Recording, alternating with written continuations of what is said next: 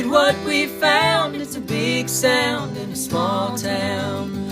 Far from the bright lights, they're making music every night. Hear what is all around. It's a big sound in a small town. It's a big sound in a small town. It's a big sound in a small town.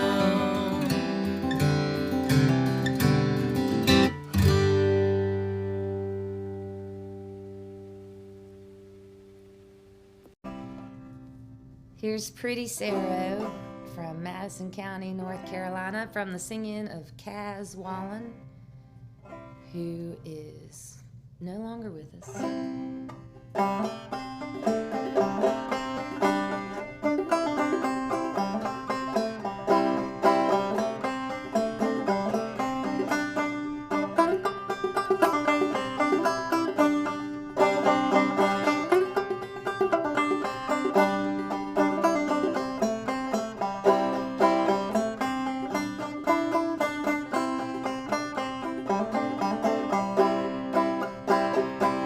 When I first come to this country in 1849, I saw many fair little girls, but I never saw mine.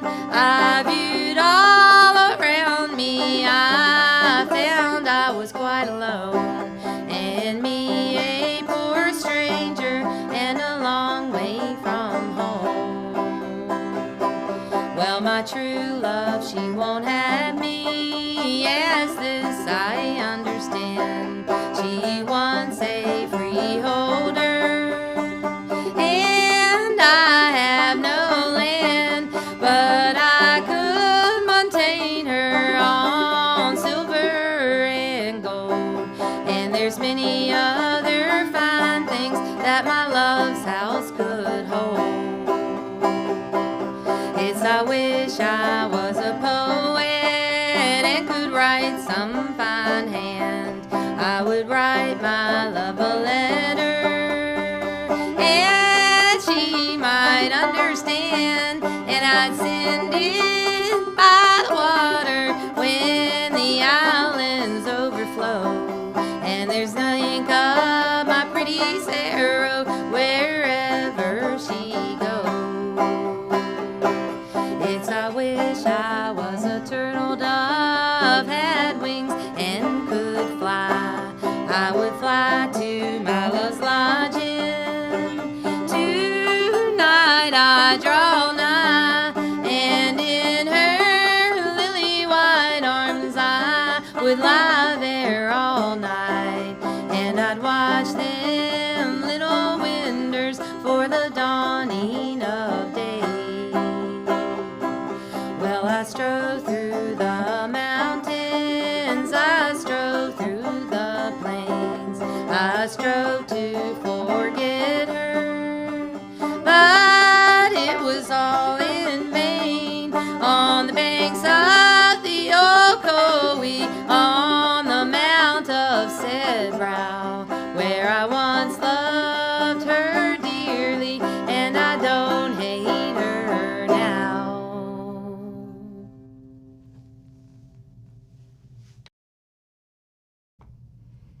Hello everyone, this is Cary Fridley, and I'm a mountain musician that lives in Asheville, North Carolina. I grew up in the mountains of Virginia, Covington, Virginia. Yeah.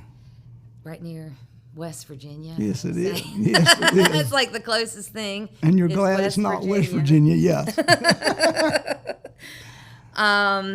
And I grew up playing the banjo, trying to sound like Earl Scruggs. Oh, really? It's interesting. Yeah. That we're here today. Yeah, we're in the Earl Scruggs Center, so it is. It's everything banjo that is not clawhammer pretty well started in this area. I hope you wouldn't be mad at me that I switched to clawhammer. Well, you know, I doubt it. I think he was. One of the things I've learned about Earl is he embraced all types of music, and had a real good open mind towards every different style of music. So, which is really a cool part of it too, because I love both styles. I love both styles too, and I fiddle a lot of old time stuff. So I like clawhammer. So I grew up going to Tommy Gerald's house. So. Oh, really? Yeah. You're one of those lucky people. Well, sometimes there's a lot of glamorization of it, but it was not always as wonderful as everyone will lead you to believe. Oh, really? Really? I heard it costs $5 a night, Yeah, generally. and his wife would cook like all day. Sometimes. Oh, okay. And then, You just play music all day. yeah, pretty much. And he was pretty good about showing.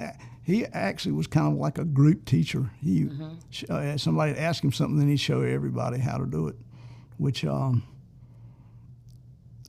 depending on how much he had to drink, how much his intonation would be. I heard some of those stories too. Yeah. I mean, so it was a fun experience. So.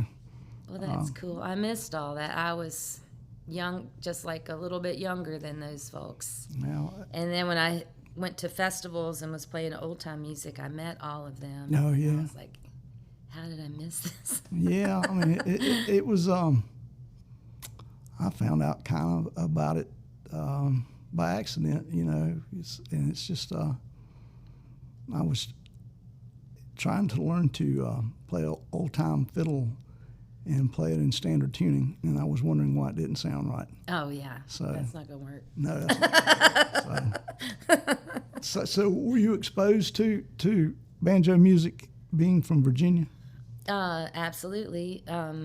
Bluegrass, like Yeah. no one called it old time music. Right.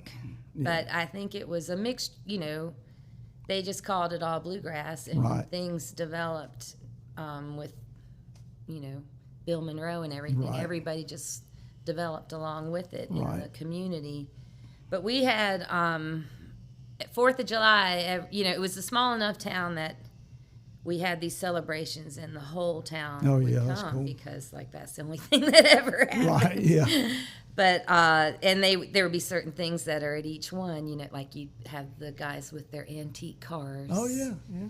And we'd have fireworks for 4th of July, Right. and there'd be a banjo contest Oh, that's at cool. these things. And I bet there's, 20 really good banjo players that would all come. I'll come. And I remember being little, just growing up, there's the banjo contest.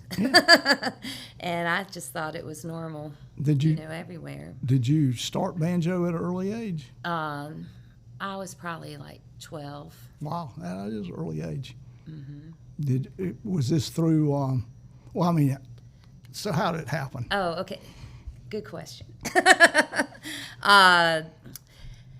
Well, my dad loved the banjo, and so my mom gave him a banjo for Christmas, and he's like, I don't know how to play the banjo. I can't do any of this. And he put it in my closet because it was the biggest closet. And I found it and just started. I learned how to play I laid it on the bed and learned how to play Amazing Grace on the string, and so they got me lessons. Oh, that's from one of the banjo players that turned it right. Well, it was interesting. Well, there's a music store in town, Right. And so they had to find. They say music lessons. Right. So I say I want banjo lessons. So they have to go find a banjo. a banjo. teacher. Yeah, sure. Yeah. And there was a woman who Oh, that's- worked at the flower shop. And she was my teacher, and she was just super cool. That was and, really good. She played in bands and sang rock and roll and stuff, and just was really good and knew all the theory and taught me a lot more about being a woman in the music world, Yeah. probably than That's how great. to be a great banjo player. Oh, well, truthfully, those type of things, in the end, take you a lot longer way than probably the lessons themselves. Just knowing her and seeing her and how great she was and how strong she was, like she was a good example to me. Like, Yeah. you know, it's doable. Kind of a mentor as much as she was a teacher, right? Did you start out like playing 5-string Scruggs I style? had the Scruggs book, Yeah. and I was going through the Scruggs book, and I played real slow, Yeah. like beginners do. Sure. And I didn't realize I was, you know, other than Debbie, I was the only girl, like, in town that played the banjo. And I didn't realize it. But I met this kid at school, and I said, do you go out to the parking lot on Sundays and play? And he said, yeah. He said, I went last Sunday, and everybody said there was a girl going to come. And I thought, oh, my gosh, I think that's supposed to be me. Oh. And then I was too scared to Oh, you didn't go. because I wanted to play real slow and Right. quiet and pretty. Yeah. And they're all like winning the prize. Sure. You know, and it was a little intimidating. Sure. Oh, I'm sure. They have the bluegrass jams here, and it's intimidating for some people. It can be, you know, particularly when you're first starting out, and then you have those guys who are so sure that they're the greatest thing that ever lived, and they're really not even close. But you have those Right. two that come in and like, Confidence. yeah, and I'm a ball of fire and not a very good player, but I'm going to play every note I know on every song we play. But jams are fun, though. It is a good way to learn. Yeah. So did you ever go? I never went and played at the parking lot. But I made some friends in the scene, and we would go around and go to shows and things, and we would go see the Seldom scene. Oh, We were yeah. talking about Yeah. that. And we would go to the Fiddle and Banjo Club in Roanoke, Oh, drive okay. up there. And I remember, like, getting close to Roanoke and them saying, now this is where you can get the bluegrass station on AM. And we were all just like, oh my gosh, a radio station that Plays. plays Bluegrass. bluegrass. Yeah, yeah. And it was WPAQ. Oh, yeah. Isn't that funny? That is funny. So anyway, I had good people around me. That's that good. played good music when I was little. Were you singing during that time, too? Terrified to sing. I sang like,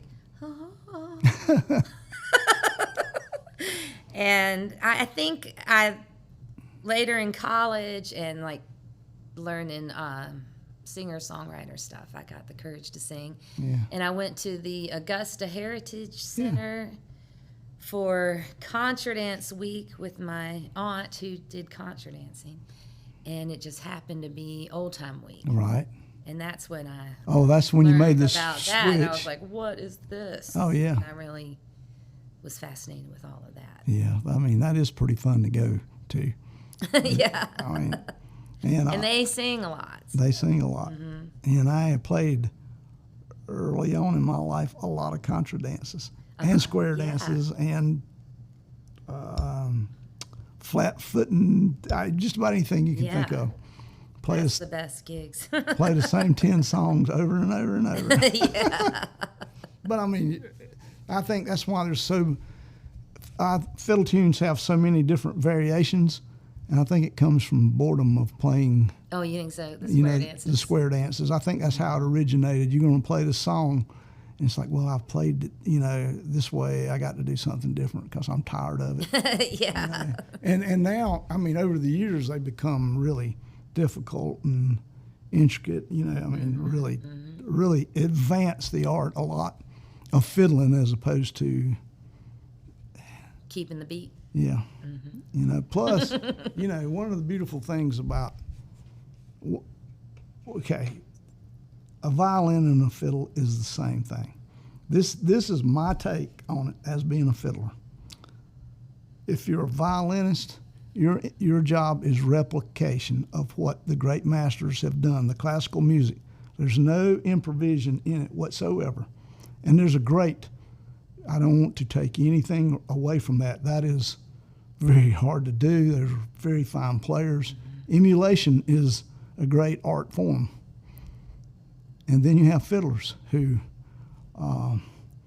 improvisation is the whole key to that, you know. The Tony Rice, I don't want to hear it played the same way twice, you know. So, I mean, that's how I distinguish the I difference. completely agree with you. You know, it's and there's great qualities, and there are people who can do both. There are violinists working these days, fiddlers working these days. I Can do it all. Yeah, they can. I actually have been playing with a 18-year-old girl who leaves actually today for Belmont College in Nashville to be a violinist, but she's been playing. Well, we did a John Prine tribute night over there, and she came and played and just played it just wonderful. But there are some really fine young musicians out there.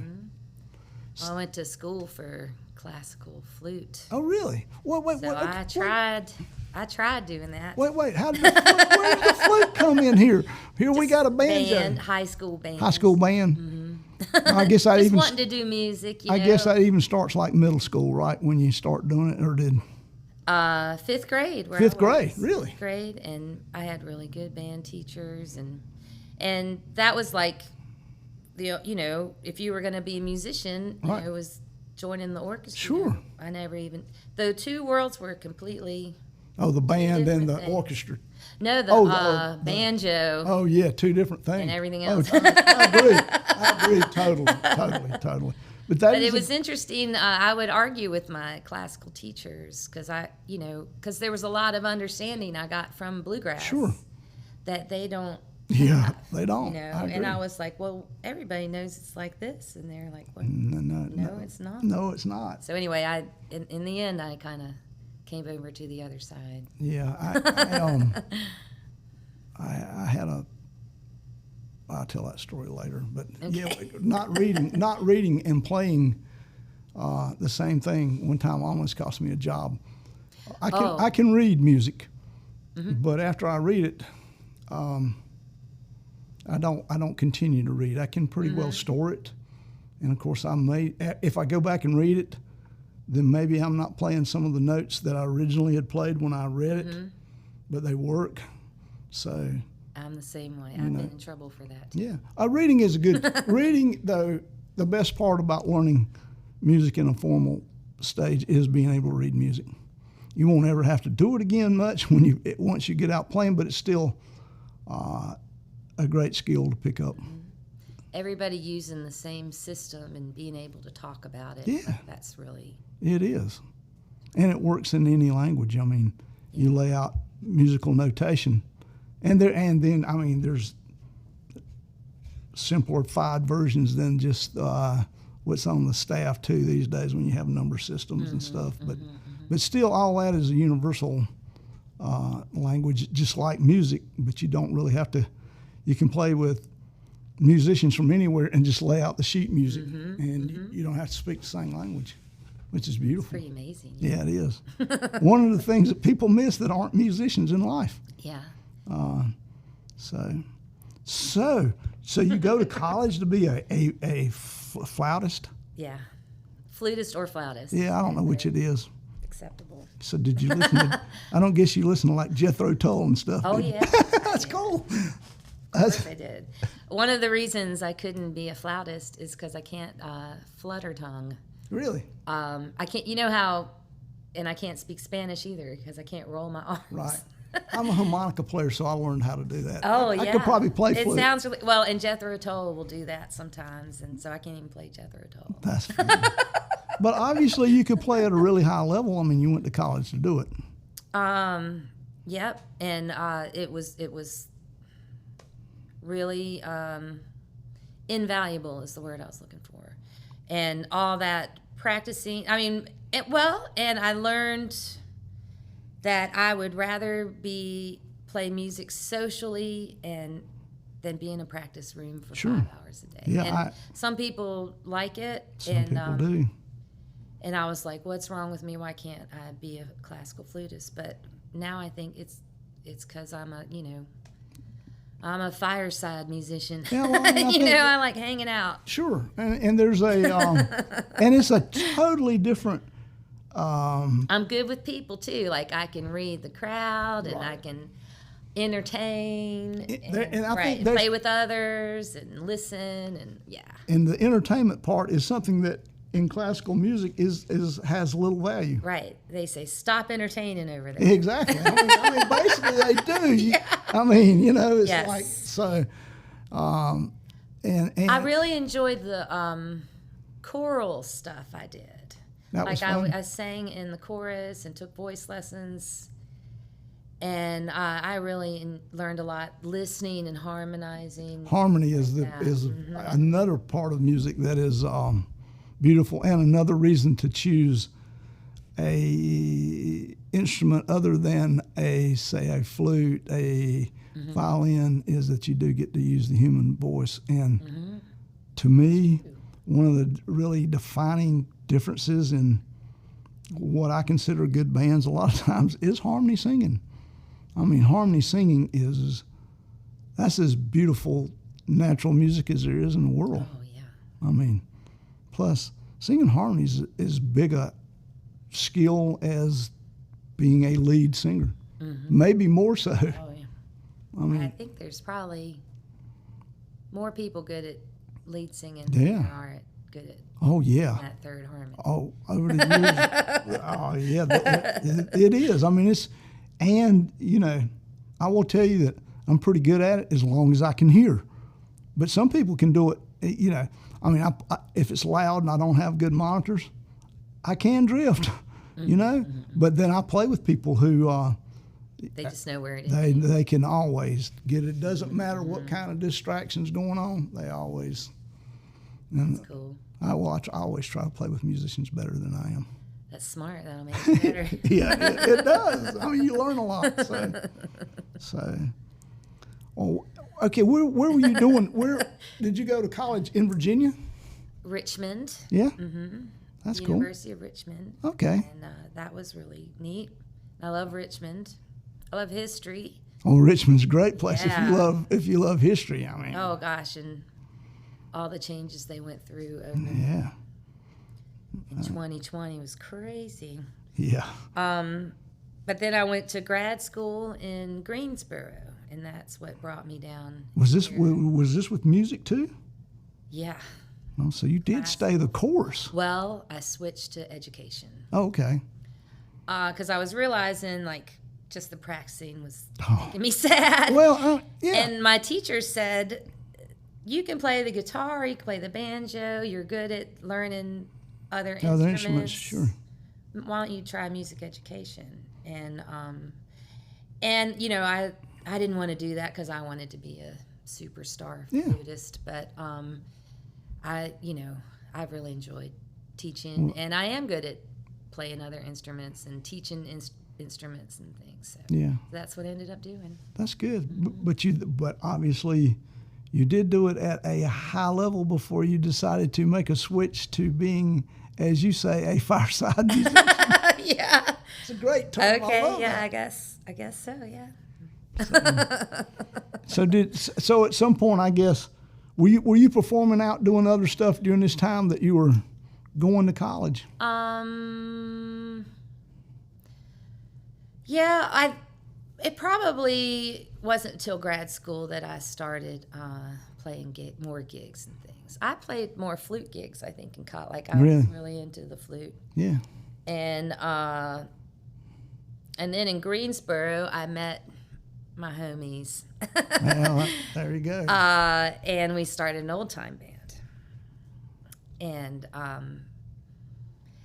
And I remember going over to a New Year's party, and I was almost kind of sad that I was gonna try to be a classical musician. I was like, that's the end of all the fun. I'm gonna be a classical musician.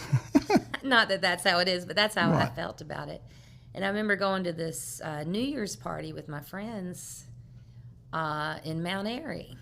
And it was all these hot old time bands. Yeah. It was the Pilot Mountain Bobcats and the Red Hots and this incredible party. And the house was, I remember it was literally like Oh, yeah. pulsating. I'm sure it was. Oh, yeah.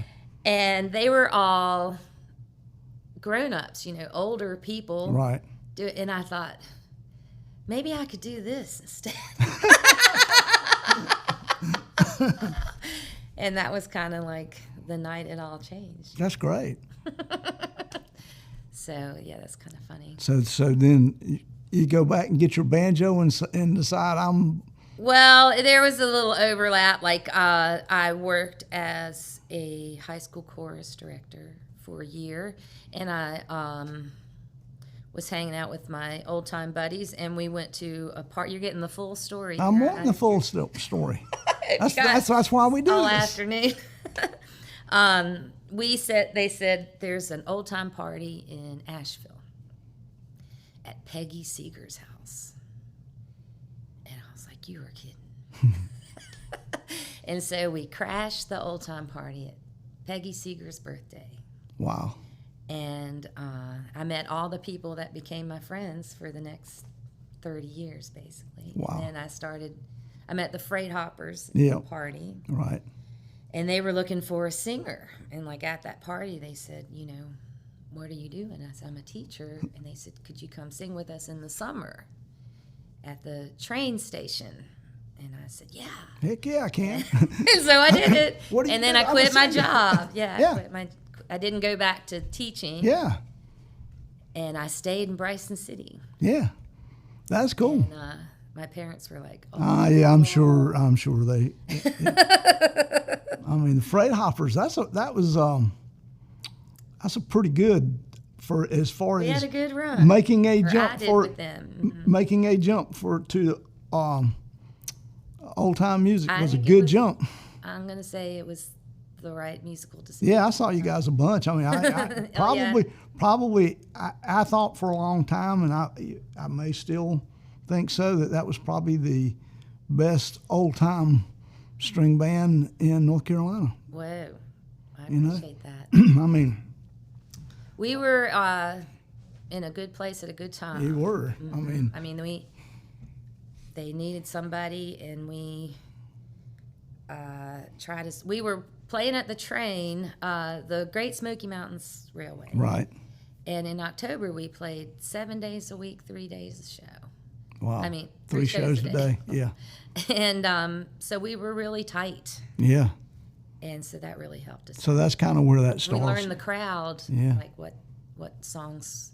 Well, that's a lot of playing too. I mean, Crazy. yeah. Interpersonally, we got sick of each other Yeah. after a while. It's a band. I guess everybody does. It's a band. You know. But our friend John Herman said Rounder Records is looking for an Yeah. old time band to because the bluegrass festivals are all starting to sound the same. Mm-hmm. They need something fresh. And so we were making an album, like with our own money, and we sent them up the tracks, and they took over the project. Pick it up. I mean, We didn't know what we were every getting into. that's every band's dream, though. You know, I've got these tracks. Oh, you're picking them up. This is great. It's pretty sweet. I was like 23. Really? Yeah. So I was pretty lucky. Yeah, I'd say that was pretty good because, I mean, it changed from the places you played definitely changed. Oh boy. I mean, you know, Oh yeah. I mean, you went from playing Talk at about a being intimidated again. yeah, I'm back sure. in the bluegrass world, but so many good players and getting to just hang out with them Yeah, that's and cool. learn about how they did things and just ask them for advice. You Yeah. know, like ask Lori Lewis. Yeah. You know, Yeah. should we buy a bus or a van? You know, van. Other van. stuff like that. It was a great time. Yeah, I mean, you guys, We went all over. you did. I mean, you guys were just really hot during that time. It was pretty cool. That was, I have to say. I'm glad you got to see us. Yeah, oh yeah, I saw you guys several times, and yeah, it's an exciting little band. It was kind of a hard driving old time string band. I say, yeah, the fiddler Yeah, was that was so fun to play with him, and I still see him and play with him sometimes. I'm going to see him at the Hoppin' John Festival in September. oh, that's cool. So I hope I'll get to play some That's tunes. good. Yeah, it was. I mean, you guys kind It was of an education. you guys kind of set the world on fire for what you did there for a while. I mean, it was really, really cool. Yeah, I loved it. So what happens? So what happens when that ends? Oh, I mean, you've gone all of a sudden. You've gone from. I mean, that's pretty much a flute. yeah. I mean, that's kind of a whirlwind, you know. Yeah. So what happens then? I mean, you go from I'm a classical flute player to, oh well, maybe I'll just play a little bit of old time music, you know, and then oh my gosh, I'm a touring monster band, you know. Well, you know, it wasn't exactly like that. Well, I had been listening to Carol Elizabeth Jones, and I loved her singing, and I was trying to sing like her. That I had the Wildcats album, you know, and there was a scene around that kind of stuff.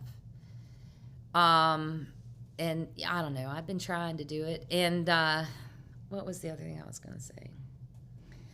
I was trying. I think maybe taking the plunge, you know, like decide not to be a teacher. Right. And then all of a sudden you kind of have to work on it 24/7. Well, you You'll do. die. Yeah, you will. I mean, that's one of the things that people do not realize. If I'm not was working, scary, I'm not you getting know? paid. Yeah, I mean, that is a scary thing. You know. And when you're 23, you think, you know, oh, it'll work out. You just, Oh yeah. Oh, that's the you beautiful. just believe That's- and it'll work out. And then you're like, why is... That's why it does, because you're not smart enough at that point to go, I know. oh, there's nothing good about this can happen. You know, it's like, oh yeah, this is what I want to do. And frankly, the banjo player, he was older, and he had been in Clearwater Bluegrass, which had done the whole Right. thing in the 80s. Yeah. So he knew how to do it. And, Right. and he was a real go-getter with all that stuff. That's good. So, you know, it was the right people doing the stuff. So what happens when it ends? Well, I was really gravitating towards wanting to play with Trevor and Travis, my friends in Haywood County. And I had all my friends around Asheville that I loved to see and everything, and I just never saw them. Right. And then I was missing weddings and Sure. babies. Oh yeah, you miss everything when you do that. I mean, All that, you know. And I wanted to have a boyfriend and a pet, stuff like that. Sure. So I wanted to come off the road, and I moved to Asheville. And Asheville was starting to have a scene. yeah. And actually, you were talking about the bass earlier before we got started. Right. And I was really wanting to learn how to play the bass. We went through 6 different bass players in the Freight Hoppers. Sure. I mean, you always do. Bass players seem to do not last for. I mean, I've been able to work most of my life because a bass Yeah. player did not Yeah. last. Well, I had told them what we needed so much that, like, I think I could even do it myself at this point. Yeah. And so one of my friends was saying, you know, somebody should move to Asheville and play bass with all these bands because there's like no good bass players Right. in Asheville. There probably were, but somebody said that. Well, And I thought maybe I could do that. And then I started trying to do that. if they were working though. Yeah, that's right. You need more than one. Yeah, they need more than one. So that's what happened, and I just wanted to feel the community again. Did you just teach yourself to play bass? Pretty much. I mean, I asked everybody for help, and I bought DVDs. Sure. And, and my for, friend that played, and all the bass players in the Freight Hoppers, I would, you know, when we're often they'll say, "You guys don't have to play for 2 hours. We're just going to sit here." right. And that's when I would say, "How are you playing C?" Oh, exactly. Yeah. So, Yeah. June Drucker helped me out a lot. She is from Ithaca up there, and she was one of our bass players. And she told me she learned how to play by being thrown into a swing band in Oh. New York City. Then she came about it through a much tougher style of bass playing. And I thought, you know, I kind of thought, what's a swing band? Right. And so then, I was like, I want to play in a swing band. Yeah, swing band's fun. No doubt. So I just start trying to get better at all these things. Right. And I did it all socially, like going to parties Right. and playing the bass for 3 hours with Yeah. everybody singing and everything. And it was just really fun. Yeah, bass is fun. But then at some point, you kind of start somewhat of a solo career. After the Freight Hoppers, I wanted to do. I was wanting to do more ballads and slower things. Like the Freight Hoppers is really fun and 90 miles an hour. happy and Yeah. 90 miles an hour. And like we would do goofy. I would sing like chicken songs, Yeah. hot and falsetto and Sure. and I still love that stuff. But I was craving something more serious, Right. something deeper. And so I my first album I really basically spent all the money I had on it, and I invited Larry Perkins Yeah. to play Carter's scratch guitar, Mm-hmm. and Art Stamper, who was my friend and just wanted to go visit anyway, and like I had time. And I had a car, so I thought, sure, I'll drive to Nashville and play guitar with Art Stamper Sure. and ask him to, And so I was just driving back and forth to Nashville and somehow pulled that album off, and I'm really proud of it. And it was a good first album to do after the Freight Hoppers, and I'm still doing that same stuff. Still do the stuff off of it. And the same kind of stuff. So I'm just go on to the next chapter. Yeah. So I've really gotten into the Appalachian ballads and the history of them. And near Asheville, the next county over, Madison County, where Marshall is, there's this really strong ballad history from there. When the ballad collector Cecil Sharp came through, he found more ballads there than anywhere else. And they still sing them in the families there. Oh, they still do? Mm-hmm. That's cool. And so I'm as respectfully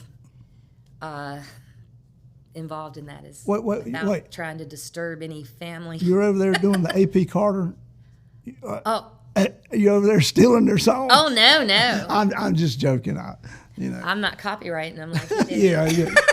I'm just performing them. I'm not copyrighting. Well, it is a tricky thing. Yeah, and it is a when you learn tricky about thing. the history, you learn how mad they got when people came Yeah. down and stole them. Yeah, I mean, and David Holt said that, when he was making his pass through all that, is like, oh no, we've seen this before, And he says, well, I can play clawhammer banjo. Okay, well, we'll let you, it's like, other people couldn't really play nothing, but we'll let you, and it's like. Well, he did a real good job at preserving the culture and being a friend to them. And, I learned a lot from his recordings and photographs. Oh, yeah. Delhi, I mean, that's one of the Civil things that War. people miss with David is his collection of photographs from all that time. Incredible. I mean, yeah, it really are. I mean, it really is. He did do wonderful work like that. But that is pretty cool that you can go up to Madison County and do that. Yeah. Well, they have a festival every June, the Bluff Mountain Festival, and they have a ballad sing. Yeah, that's pretty And cool. I usually just go up and listen. And I work with the Arts Council there and do kids' lessons after school. And this summer we did a camp, and I picked one of the ballad singers. And every day we learned a new song Yeah, that's cool. from, guys from their neighborhood, Yeah, that's really cool. That was really cool. Yeah, that would. And all the teenage girls singing the old ballads. They really three-part do? harmony in 3-part. I'll send you the video. Oh, I'd love to see. They terrible. teenagers? Yeah, they are into it. Really? Good. I mean, that's a wonderful thing. They have bands and stuff. Really? Yeah. Teenagers? Yeah, there's 3 bands Wow. in the after-school program. I mean, It's that's been going on for a long time. They've grown up in it. It's incredible. and there's nothing else to do there, Right. so that's a good thing. And it's also after-school daycare me. Yeah, I guess it is. So, I mean, it's actually pretty cool that someone is wanting to do that at teenage level and carry on a ages-old tradition. I mean, that is really... Well, they're the smart kids, you know, and they're mountain kids, you know, like they have a sense of ownership about it. And I think they've done well in instilling that the tradition probably needs to be carried on, which is something a lot of time does not happen with I mean, it's like with, we'll just take shape note singing. You know, without people working to do that, that is an art that will disappear. Yeah. I guess Carol does the best job of that. Carol Rifkin, you know Carol? Oh, yeah. Yeah, I mean... I still call her Carol Millette. Yeah. She's probably the queen of shape note singing. But I mean, that's the type of work that I'm glad that, see, you're there helping that go along. She's there. You need people to do that. I work at 3 of those. Really? Yeah. And each one is 30 minutes away from my house. Really? So I go in a different direction every day. And during school year, Tuesdays I go to Haywood County, where my friends Trevor and Travis live. Right. And they're the ones that got me involved in all this. Oh, okay. It's called Junior Appalachian Musicians. I mean, that's really cool. And then I do Black Mountain on Wednesday, and then I go to Marshall on Thursday. That is really cool. And the more I give to that, the more it gives back. I'm sure. It's just incredible. I love it. I mean, I have a friend, and I spent some time with the Hen House Prowlers, who are a bluegrass band, but their number one mission is education. They go around to schools. They were here for a week. They did stuff here. They did it at Don Gibson. They went to the schools, and that's just some beautiful stuff when people do that. I mean, that's how what I've learned, and it never occurred to me as a child because I was always around it. But something about being close to an instrument that is playing, it is different than just hearing it on TV or hearing it on the radio. I mean, it's like, oh, wow, maybe I want to do that. Yeah. I mean, a buddy... Like that person is doing that. Yeah. How does that work? Yeah. I just did. I just came and did for the Earl Scruggs Center. They bring the Boys and Girls Club in here and have a different musical thing for them once a week. And I came and did harmonica for them, and gave them a blues introduction and it went really well. I mean, I was really surprised at how much fun it was. Well, some kids don't get to hear live music. They at don't. all. They don't. Yeah. Or a lot of times they only hear one kind of music. I mean, and that's probably, most people probably only hear, most people hear one, whatever their parents listen to, until they're old enough to find out what their buddies are listening to, which is, for many years we set up as the mainstream music. So now that doesn't exist anymore. But I mean, so you became a product of your peers and your parents, and a lot of times never developed past that because you weren't exposed to it. Well, there's pros and cons to that, because There that's is. how the ballads got preserved. Sure. And I think that's they didn't have electricity. Right, and I until think the that's a 40s and wonderful 50s. thing. Yeah. Maybe even, some of Some of them. not right now. Yeah, I agree. I had a guy do the show, and he had been to Jamaica with the Peace Corps, and he was getting them clean water is what he did. But he said, I've been to places, here in the United States that really could probably use some of the same stuff I did in Jamaica. But so. For sure, in Appalachia. Definitely. I mean, it's still people who haven't been there do not realize sometimes how isolated it still is, which in a lot of ways is good. I mean, like you say, with the ballads, and they choose to do that. I have a friend that's a writer, a guy named David Joy. He's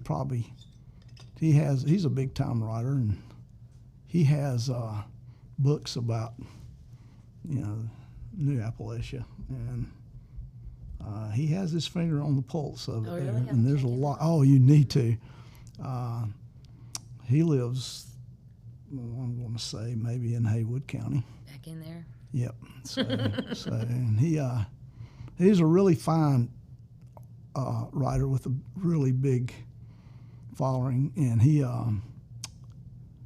understands it. He gets it, and even with the modernization that has come there's still pockets, So. Sure. So it's. Well, and it's a beautiful way of life back It is. I mean, those people grow up that way and they enjoy it. I mean, he still basically lives that life, even though he travels the world. Yeah. I mean, he it's chooses. interesting you think of it as old time music and like the old way of doing things, Right. but there are many people that are like Choose. they're right in it, never stopped. Right. And Yeah. choose to do that. Which More is, of a simpler way of doing things. yeah. So, Which is a beautiful thing. I mean, really, if you think about the world today, it's a really beautiful thing because it's kind of a big old crazy world we live in these days. yeah, you said it. So what else you have going on these days? Well, I was sitting here thinking, I was like, I'm also playing a lot of music, especially in the summer. And now that the COVID's over, Right. everything's. I guess the COVID did to you like it did everyone else. So I've had a really good summer playing all over the place in Asheville. Yeah, I've been the same way since we started back. It's like we tried to make up for lost time or something. My favorite thing to sing is the blues, so Really? That's cool that you do that. I can't really play blues guitars. I play the bass, and then I have to get people to play the guitar for me. Yeah, that's cool though. That's cool. I could only get when I was growing up. I could only get a blues station on the radio. So basically, I did not know. You could only get. Yeah, I lived. Really? Yeah, where I lived was in a place called Winsboro, South Carolina, which is mid-state. I lived most of my time with my grandparents on the lake, and I could pick up. I had a radio that would pick up Cleveland Indians baseball and blues out of Memphis, and that was my entertainment. So, of course, I wanted to be Could have been worse. Oh yeah, I was thinking I want to be a blues musician when I grow up, and it never really dawned on me that all those people were black. It just because I couldn't see them, I didn't know, and they sounded like most of the people in Winsboro, which is, largely African American community. So it just sounded natural to me. So that's what I wanted to do. Of course.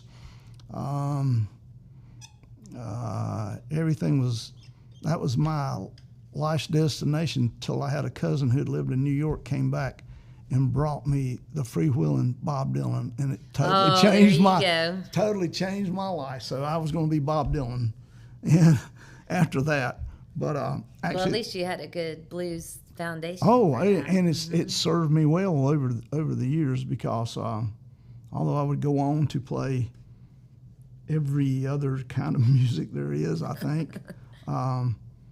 It always went back to the blues. That's the first stuff I learned. It was easy. It was, in theory, easy, basically 3 chords. I learned to play harmonica at a very, very early age, and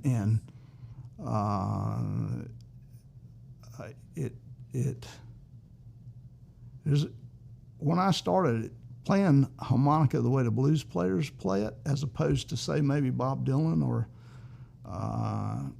other people did during that time, is a little tricky. And I had to have a blues player show me how to do it at a very early age. I went and hung out with him uptown, and I told him I want to be a harmonica player. And he said, "You're doing it all wrong," And he taught me how. Oh, cool. And he taught me how when I was like 12, maybe.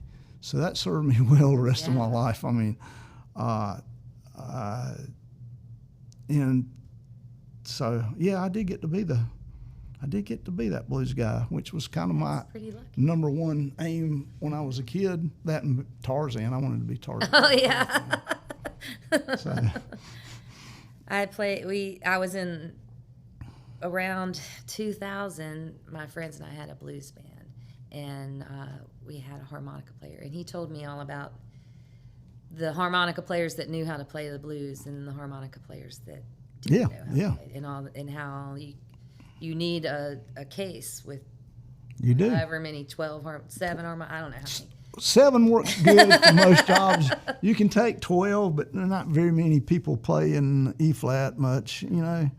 I actually have been lucky enough to be around a bunch of really good and in the harmonica world, famous harmonica players who were all very sharing with stuff that they knew, and it's trickier. It may not be as hard as learning the banjo, but it's a tricky little instrument. It seems tricky. I'd like to try it one day. It's you may as well. You play everything else. Maybe know? some of that flute Yeah, knowledge will transfer over. Probably. Yeah, where you couldn't do the there's. The flutter, you had to flutter tongue. Well, you do. You do. Well. There's 2 ways you do it. It's either a lip pursing, which is kind of more individual notes, and there's something called tongue blocking, which you use your tongue to cover the holes so you can play them. And usually, do that. usually there's 2 schools. There's the tongue blocking school and the pursing school, and depends on like with the blues, where it seems simple. You know, you have your acoustic blues and you have your electric blues, and they all have their little things, which are when you analyze them at the very beginning, you think this is really easy. This is going to be easy. Then it's not really as easy as you think. But so harmonica can be a just like any other instrument, can be trickier than what you think. Yeah. But I love everything Willie Dixon touched. oh, Willie Dixon. That's how I went to school with the blues. Oh, Willie, that's a good place to go. Yeah. Not only was Willie Dixon, you know, Willie Dixon wrote all that stuff. Yeah.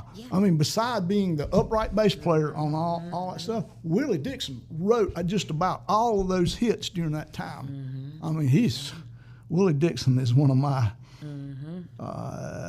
one of the people that I admire in the music business. I mean, he wrote the songs, he played upright bass, he had it going on. Sang, yeah. Sang, yeah. I mean, so yeah, that's a obscure piece of information. Probably no one that's listening even knows. The bluegrassers are they're going tuned out now. Yeah, they're talking blues. Willie Dixon.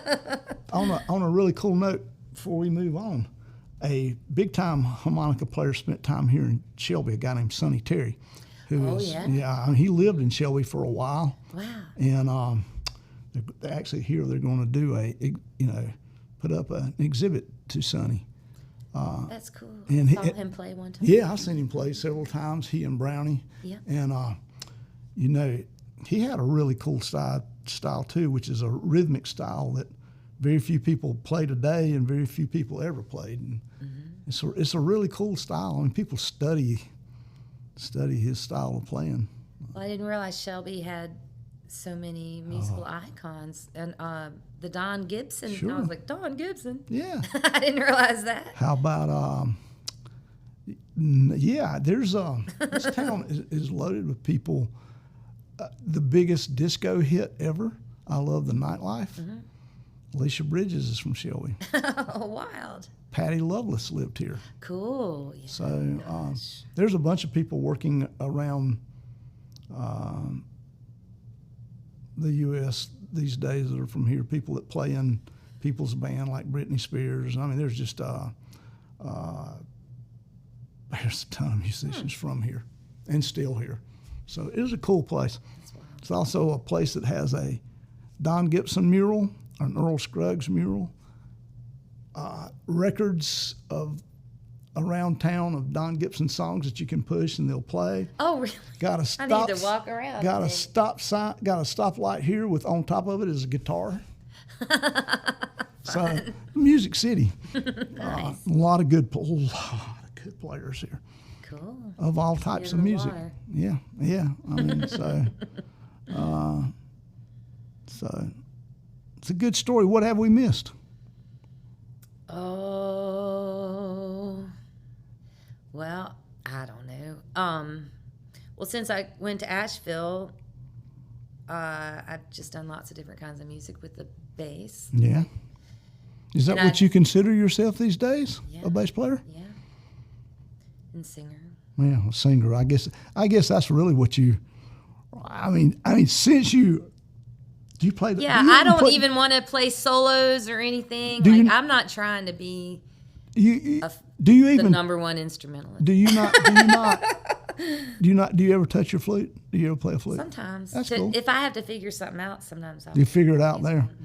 Well, If I have to read music. but I mean, it's kind of funny that probably as much as anything is you've become known because of your voice, which is something you totally kind of skirted around a little bit. It's so fun. Yeah, it was always in the background. I mean, it was kind of the thing I really enjoyed, kind of in the background. it's kind of secondary, was it not? And you were saying, like, how did you go from all of a sudden flute to Right. I remember in college there was a band playing on this, and they were playing songs that I knew, and I said, I'm going to go up there and sing a song.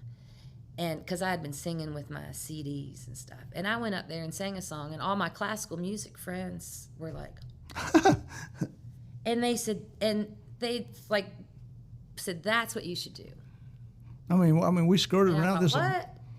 And that I kind of switched. I mean, I kind of thought maybe they're right, you know. I mean, kind of in the last. We don't want to date you, but in the last little while, You can date you've me. done a lot of singing, a lot of I singing. love singing, yeah. I mean, we sit here and talked about instruments, but yeah, I mean, truthfully, a lot of singing. I mean, your voice has kind of been a trademark of about everything that you've been a part of. It's a good bluegrass voice. It's got edge, and I remember in chorus the director pointing at me saying, "Too much Nashville." In the alto section. So now I can be as Nashville as I want. Well, I like it. I tend to call it color, but which is something that we don't even want to start that discussion. But Well, I'd like to think I learned a lot from the ballad singers and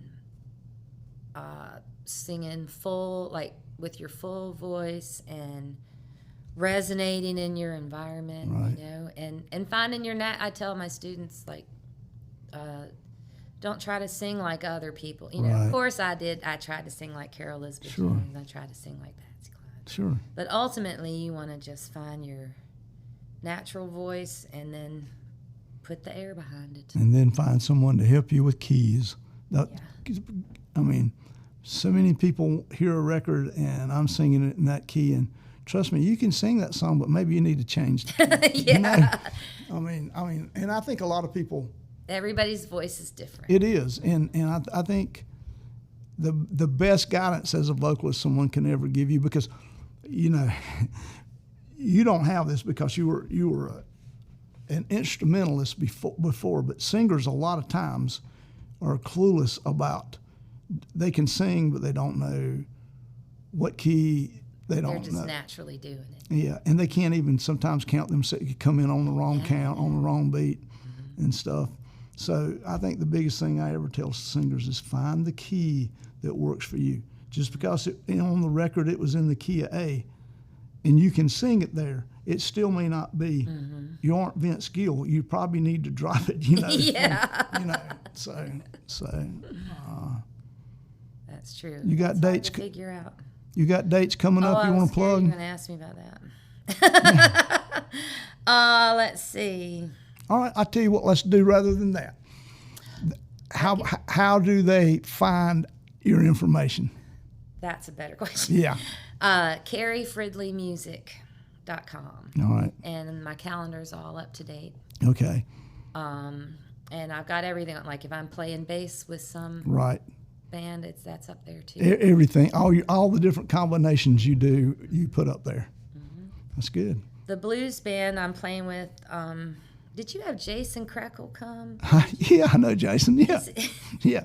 He's in the blues band that I'm Oh, really? playing with. So we're playing in September in Asheville. How many bands is Jason in these days? Jesus, he just keeps it rolling. He does. I mean, He's the lead singer in all of them. Yeah, every time I see somebody, I'm in a band with Jason. Wait, Yeah. Jason didn't tell me He's about the this hardest one, working man. He is. I mean, and they're all different. I mean, they're totally different. I mean, you can go from Firecracker Jazz Band to he and Woody Wood, you know. Mm-hmm. So I mean, it's fabulous musician. They're all my buddies. Fabulous musician, good guy. I like Jason a lot. Love Jason. Yeah. So good. I'm glad. This has been a great story. Thank you. It's fun getting to see what it looks like now. Yeah. You know? Well, now everybody's going to know about it. Yeah, it's pretty cool. Thank you so much. Thanks for having me. And this is a good one because it's got a yodel in it. Oh. I'll tell you a little story about this song. I hope it won't upset anybody. But the Freight Hoppers were in Wilkesboro, and we opened for Ricky Skaggs. Okay. And we were like, we've got to do a good job. We're opening for Ricky Skaggs. And we killed it. We had the best set. And we did a little too good because we were the opening band. And we were really high energy. And we ended it with this song, Foggy Mountaintop, with a yodel. And everybody cheered. They loved it. And Ricky was mad.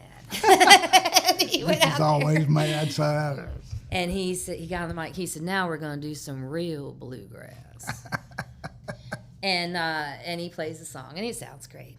And then somebody yells, "Why don't you yodel, Ricky?" And I thought, oh no. And he said, "Yodeling ain't no part of bluegrass." And somebody else yelled, "What about Bill Monroe?" And I thought, oh gosh, Ricky Skaggs is going to hate us for the rest of the night. And so this is the song that made all that happen. Made Ricky hate you for the rest of your life, yeah. I'm sorry, Ricky. I love your music. Well, if I was on some foggy mountaintop, I'd sail away to the west. I'd sail all around this whole wide world to the girl I love the best. Hey, ole hee, hey, ole hee, oh, ole hee, ole hee. Now when you go a-courting, there is something you must do. Pull off that long-tailed roustabout, put on your navy blue. Now if I was on some foggy mountaintop, I'd sail away to the west. I'd sail all around this whole wide world to the girl I love the best. Hey, ole hee, hey, ole hee, oh, ole hee, ole hee. Now if you see that gal of mine, there is something you must tell her. She need not be fooling her time away to court some other feller. Now she calls me to weep, she calls me to mourn, she calls me to leave my home. Oh, those lonesome pines and those good old times, I am on my way back home. Hey, ole hee, hey, ole hee, oh, ole hee, ole hee. Well, if I was on some foggy mountaintop, I'd sail away to the west. I would sail all around this whole wide world to the world I love the best. Hey, ole hee, hey, ole hee, oh, ole hee, ole hee.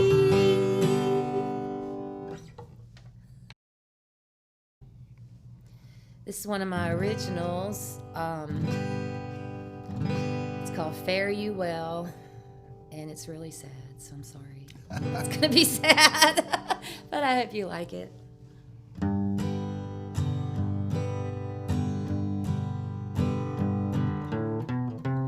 Birds whistle in the wind, calling me to you.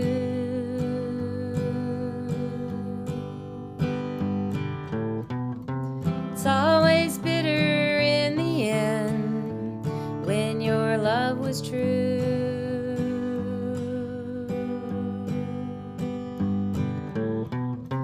But now knowing that you're gone, that you wish me well, all that's left is fare you well, fare you well.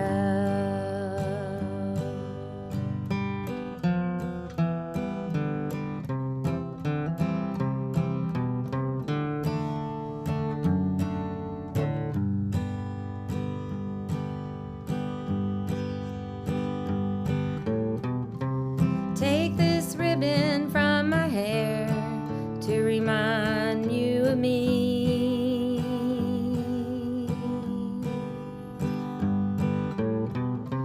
And the love that once was there when our hearts were free.